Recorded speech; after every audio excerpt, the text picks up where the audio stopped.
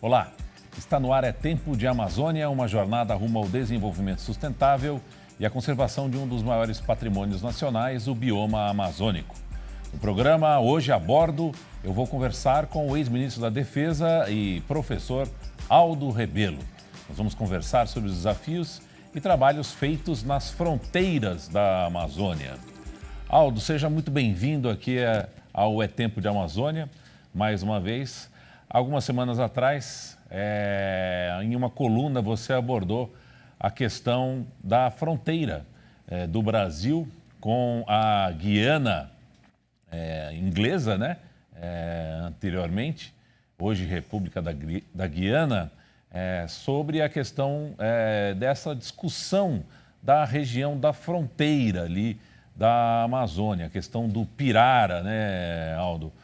Quão importante para os desdobramentos que hoje o Brasil enfrenta estas questões que remontam aí a mais de 100 anos atrás?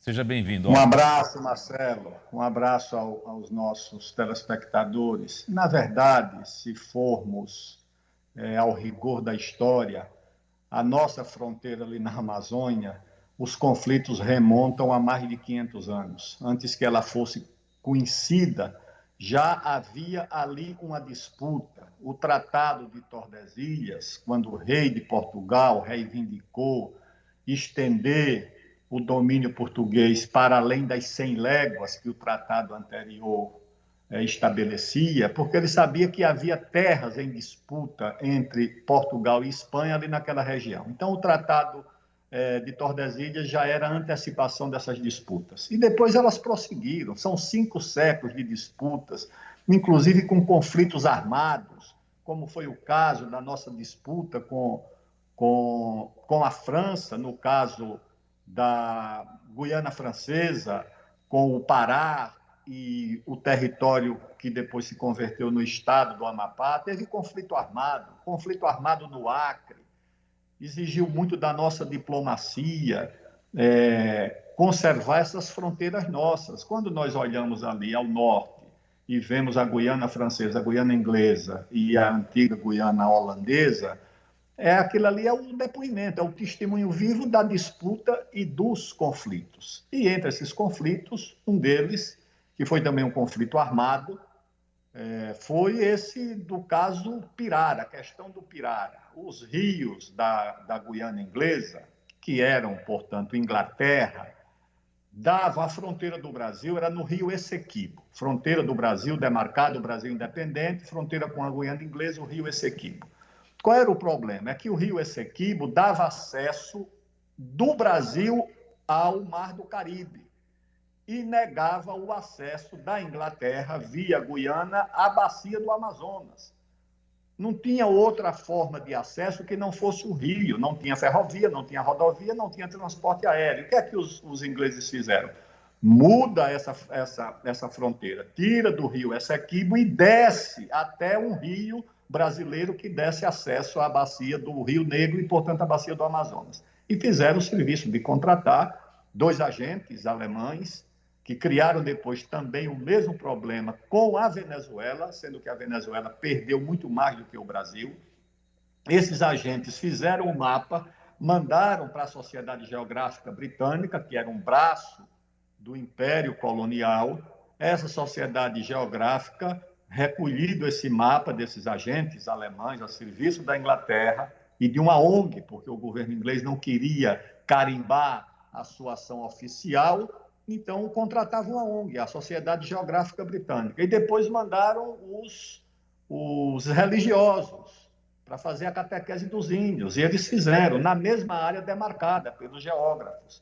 Catequizaram os índios, ensinaram inglês. Quando o governo brasileiro expulsou os missionários, esses missionários levaram os índios para Georgetown, capital da Guiana, e lá os índios pediram proteção ao governo inglês contra maltratos ou coisas como acontece até hoje, do governo brasileiro. A Inglaterra, então, fez a terceira etapa, mandou uma tropa, primeiro os geógrafos, depois os missionários e depois a tropa. O Brasil não tinha como enfrentar uma guerra com a Inglaterra. Então, o próprio Brasil propôs que a área, porque já estava ocupada por uma tropa inglesa. O Brasil diz, olha, então desocupa e a área fica sob litígio. O Brasil teve que fazer, inclusive, essa manobra diplomática, senão os ingleses iam ficar por lá, e acabou. Aí os ingleses, sob pressão, aceitaram, saíram e a área ficou sob litígio de 1835 até 1903, 4 ou 5, quando o Brasil aceitou uma mediação, uma arbitragem proposta pela Inglaterra, e a arbitragem do rei da Itália, Vítor Emanuel III. O problema é que esse rei, ele não gostava do Brasil, manifestava publicamente desprezo pela América Latina, pelo Brasil, e ele gostava muito da Inglaterra. Aliás, tinha recebido alguma influência na partilha da África. Os ingleses e os franceses, como a Itália estava ali muito perto da África e do Mediterrâneo, disseram, tem que dar alguma coisa para a África. E deram lá uma parte da África para a Itália, e o que é que o rei Vítor Emanuel III fez? Pegou o que era nosso, deu a maior parte, 20 mil quilômetros quadrados, para os ingleses, com todo o acesso à bacia do Rio Negro, a área reivindicada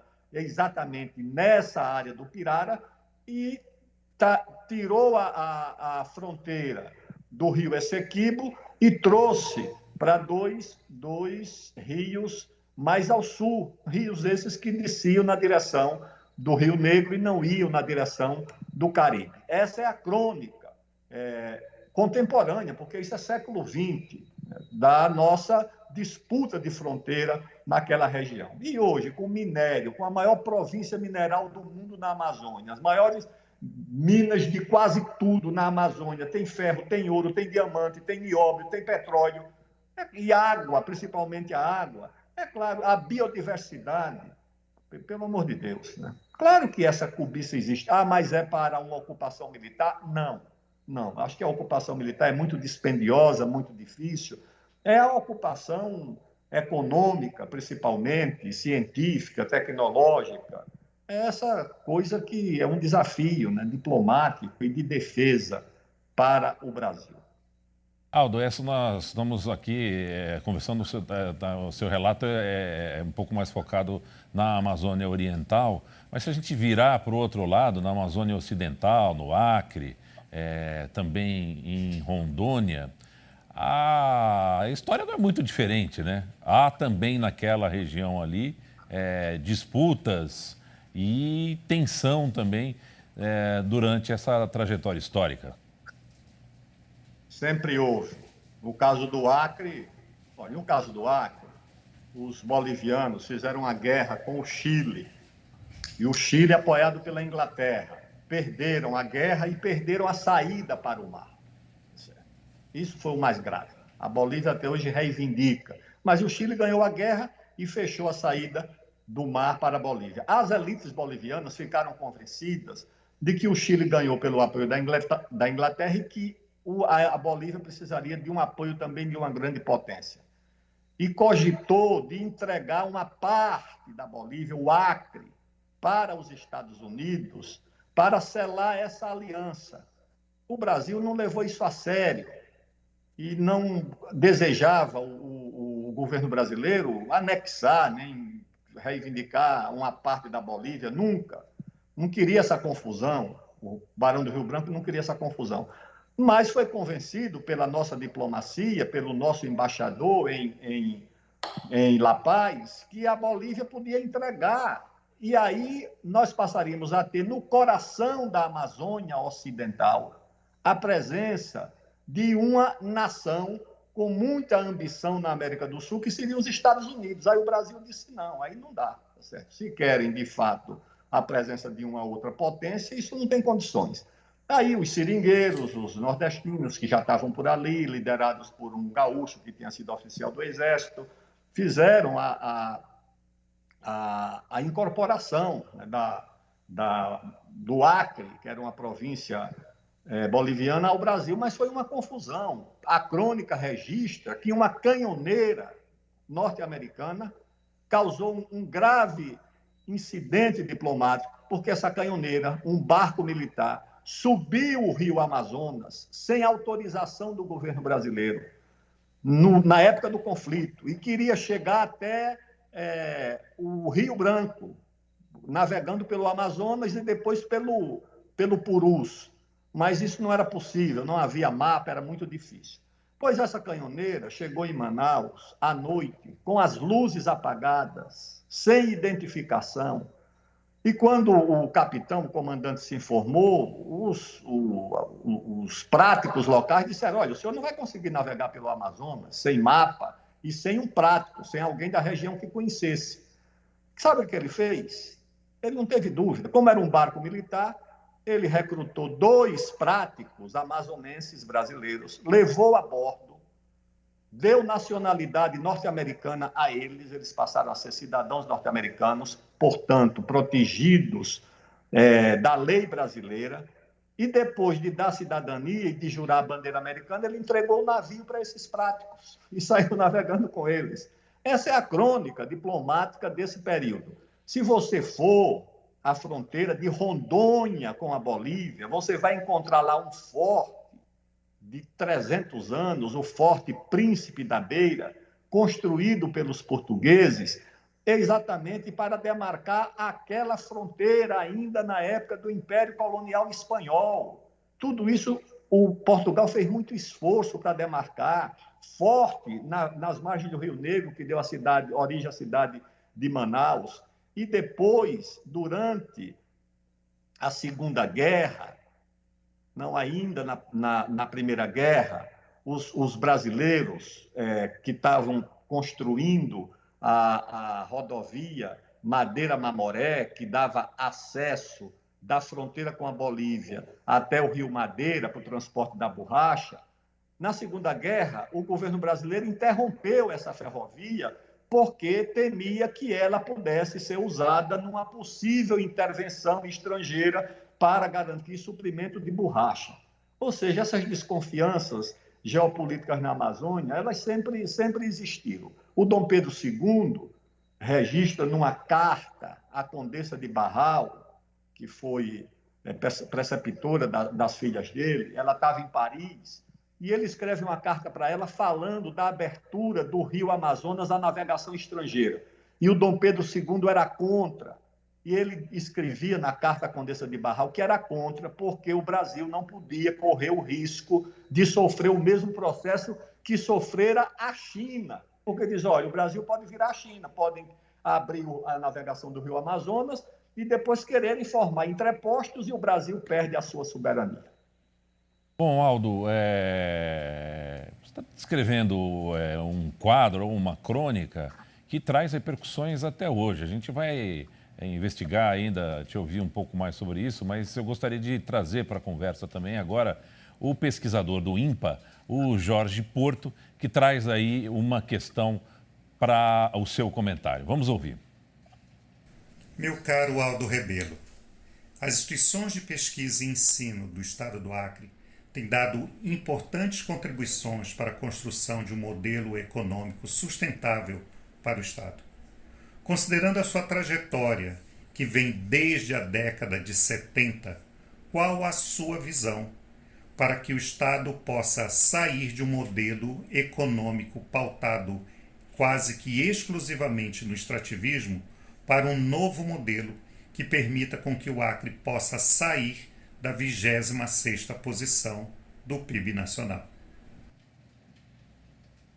Meu prezado pesquisador Jorge Porto, muito obrigado pela sua questão. Eu tenho um grande carinho pelo Estado do Acre, conheço o Acre desde a minha época de estudante, quando fui ao Acre pela Comissão Nacional de Organização do Congresso da UNE em 1979. E depois nunca mais parei de visitar o Acre, tenho uma grande curiosidade pela história e acho que o Acre vive um paradoxo, porque aquilo que é uma desvantagem para o Acre é também uma grande promessa. Qual é a desvantagem? O Acre é o nosso estado mais ocidental, é o que está mais distante do litoral, dos centros consumidores do sul e do sudeste.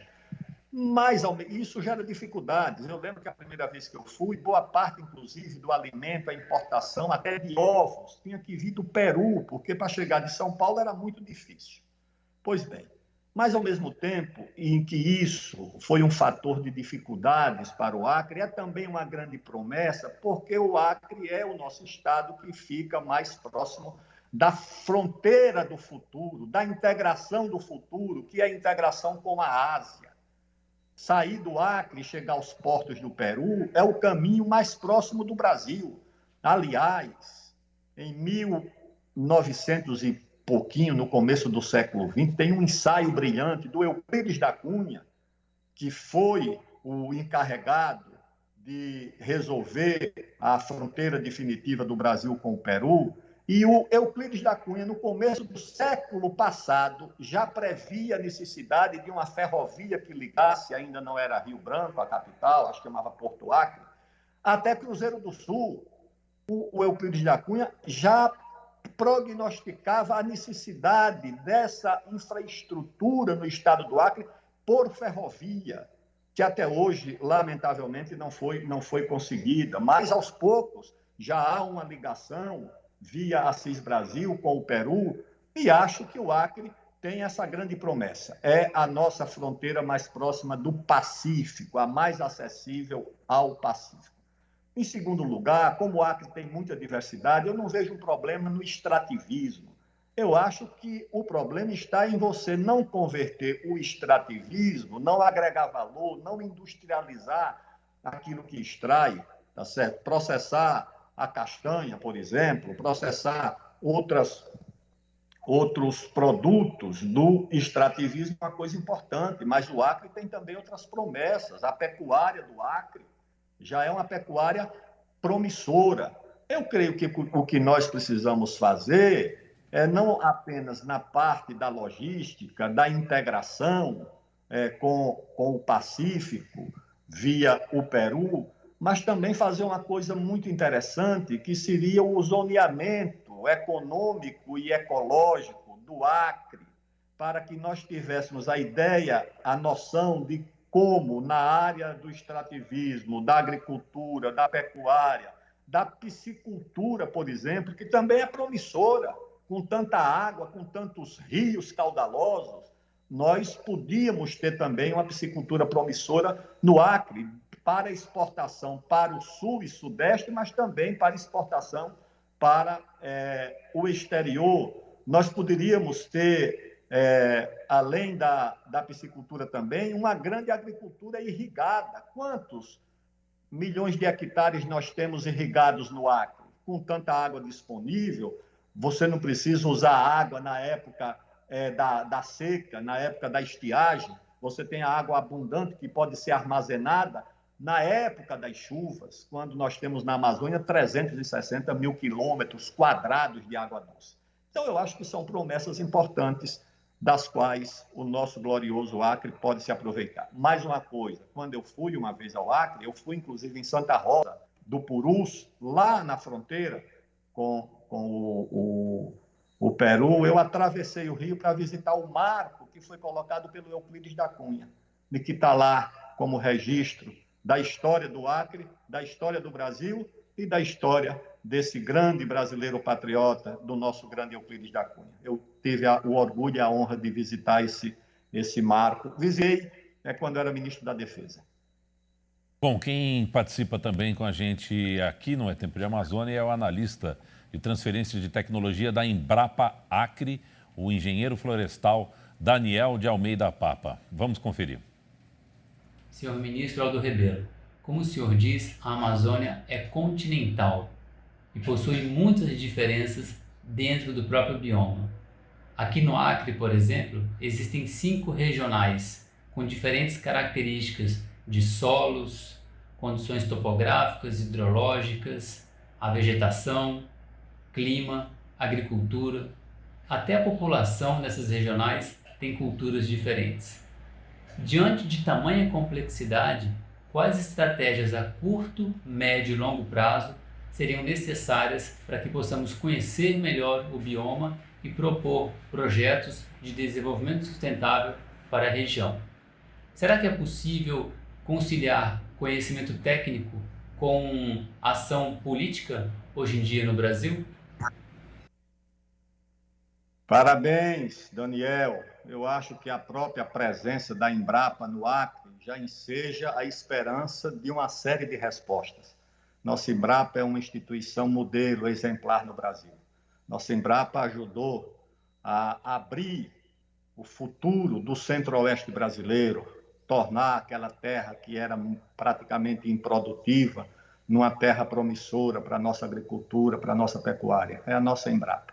Então, a presença da Embrapa no Acre já é uma esperança de resposta. Junto com o INPA, o Instituto Nacional de Pesquisa da Amazônia, do nosso querido professor Jorge, eu acho que nós temos grande possibilidade. O que é que eu posso, assim, pela minha experiência de governo, de Ministério de Ciência e Tecnologia, de outras atribuições? Primeiro, eu acho que o esforço é integrar todos os setores da sociedade, cada um com a sua atribuição. Então, o setor político, o governo, seja aí secretaria do Acre, de planejamento, de agricultura, indústria e comércio, exportação, reunir todo esse pessoal e eles apresentarem também quais são as suas visões e as suas demandas.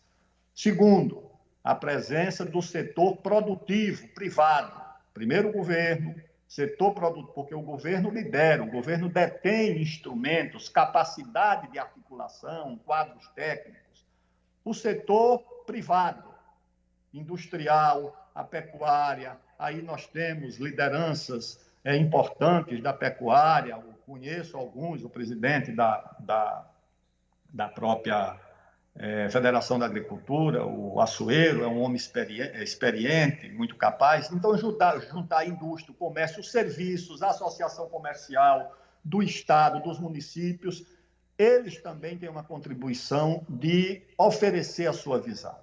Qual é o quarto ator importante nessa articulação? Você tem o governo, você tem o setor produtivo, comercial, agrícola. Você precisa ter a inteligência, a universidade, a Embrapa, o INPA, oferecendo também, desvendando caminhos, oferecendo soluções para essa situação.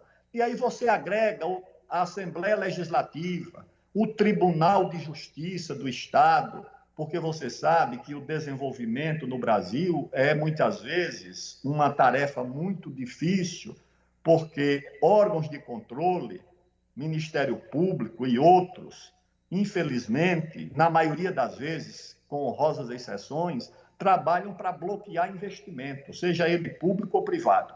Essa é a minha experiência, essa é a realidade no Brasil. O coeficiente de atrito para você fazer o investimento no Brasil é o mais alto do mundo.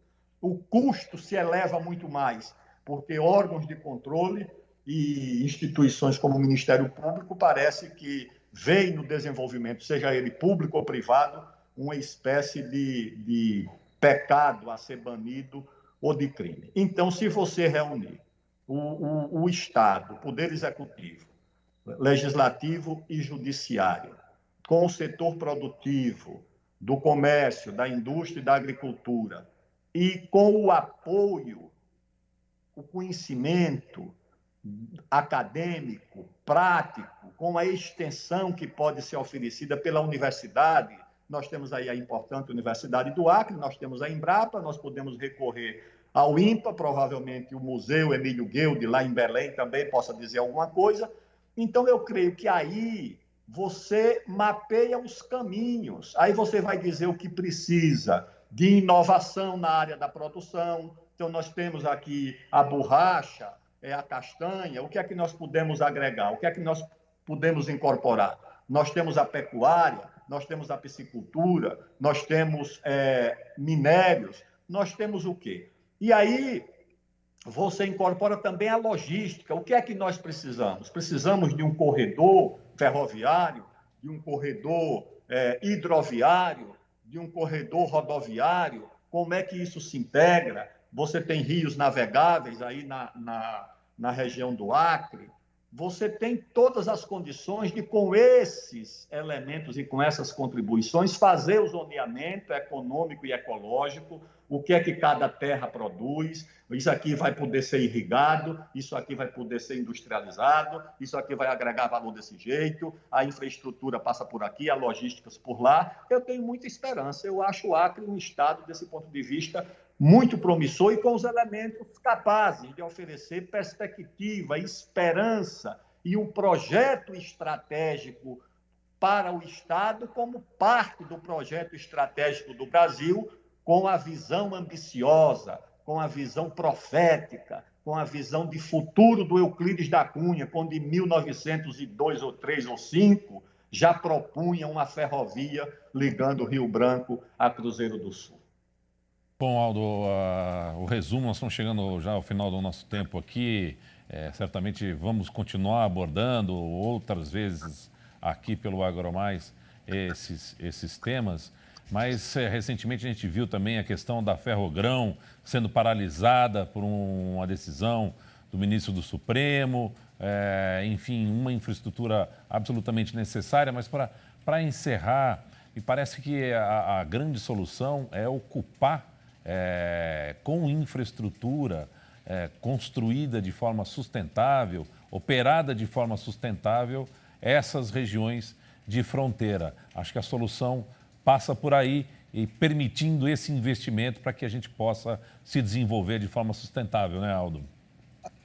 Exatamente, porque ao contrário do que as ONGs argumentam, que a infraestrutura pode ameaçar o meio ambiente, é o contrário. A infraestrutura é a garantia da presença do Estado, da fiscalização contra os crimes ambientais. Na verdade, o que eles querem é impedir a infraestrutura porque ela é a promessa de desenvolvimento. Esse pessoal quer um processo de desantropização da Amazônia, ou seja, na Amazônia não pode ter ninguém, não pode ter brasileiro. Não tem sentido você proibir uma ferrovia que ligue Sinop ao porto de Miritituba a essa altura do campeonato. Não tem cabimento. E isso é feito, lamentavelmente, por um partido político com apoio de um Ministério Público Federal que aumentou as exigências desse partido e que recebe uma aprovação, um parecer liminar do Supremo Tribunal Federal. Eu conheço essas decisões do Supremo, Marcelo. Eles nem vão no local, eles nem tomam conhecimento. Isso aconteceu na demarcação de terra indígena, Raposa Serra do Sol. Então, fica o ministro em Brasília, vê ali um argumento, despacha sem conhecer 100% das vezes, infelizmente, a realidade do país. Tá certo? Bom, o É Tempo de Amazônia vai ficando por aqui, mas esse é o nosso propósito, conhecer melhor este bioma tão valioso, tão importante para o Brasil, para o mundo também, mas para a soberania nacional, sobretudo. Quero agradecer ao ex-ministro Aldo Rebelo, nosso comentarista aqui no AgroMais, mais uma vez pela participação. Muito obrigado. Um abraço. Muito bem, o É Tempo de Amazônia de hoje fica por aqui. Até o próximo encontro na semana que vem. Até lá.